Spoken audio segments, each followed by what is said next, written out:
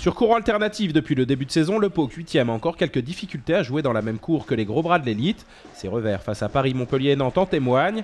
Pour cette réception du 5e Chambéry qui compte le même nombre de points, Fernandez & Co veulent changer la donne. Pour autant, ce sont les visiteurs qui prennent vite les devants avec notamment ce but puissant de Melvin Richardson qui lance sa partie à 10 unités. Il y a 2-5 à la 8e, les autres ne s'en laissent pas compter, s'appuient sur Guillard pour scorer. Le demi-centre inscrit le premier de ses 5 buts du soir, une marque qu'il n'avait pas réalisée depuis un grand moment. Les deux équipes se retrouvent ensuite à égalité à 5-5 à la 10e avant de se livrer un combat fait de crochets et de remises, à l'image de cette roucoulette Dong que l'on se délecte de revoir au ralenti.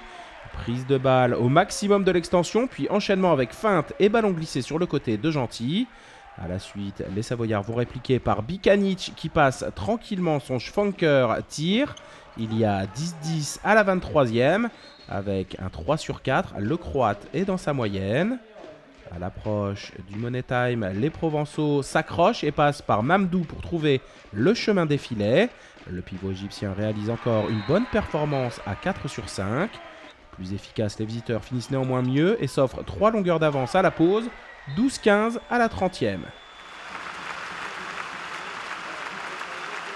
En début de seconde période, le Pau est à la relance avec ce superbe tir de Goniléos qui trompe toute la défense visiteuse. Malgré tout, les comptes sont les comptes et le CSMBH tient les siens à jour, car en dépit de ce super arrêt de Bauer face à Traoré, les hommes d'Obrevan vont encore accentuer leur avance dans ces premières minutes.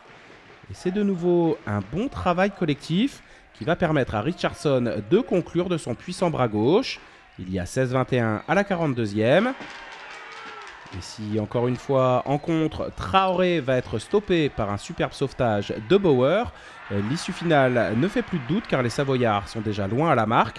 22-31 à la 57e. Régulièrement présent dans le groupe des jaunes et noirs, le jeune Malfondais va profiter de sa présence sur le terrain pour inscrire son second but dans l'élite sur l'aile gauche.